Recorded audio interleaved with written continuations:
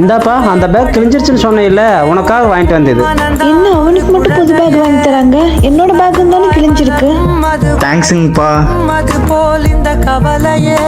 இந்தாம்மா முட்டை தொழிச்சு சாப்பிடு. இந்தாப்பா முட்டை.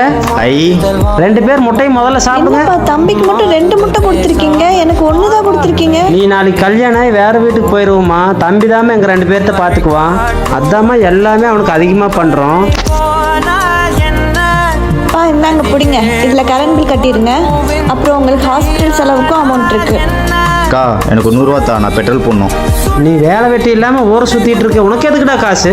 உன்னை எல்லாம் பெத்ததுக்கு பேசாம ஒரு பொட்டை புள்ளையவே பெற்றிருக்கலாம். நீ செல்லம் கொடுத்ததாயா நான் வீணா போயிட்டேன். உன்னை எல்லாம் செல்லம் கொடுத்து நானே கெடுத்துட்டா. பா விடுங்க, அவனை செல்லமா வளர்த்திருந்தாலும் அவனுக்கு நல்லது எது கெட்டது எதுன்னு நம்ம தான் சொல்லி வளர்த்திருக்கணும். இந்தாடா வரேன்ப்பா.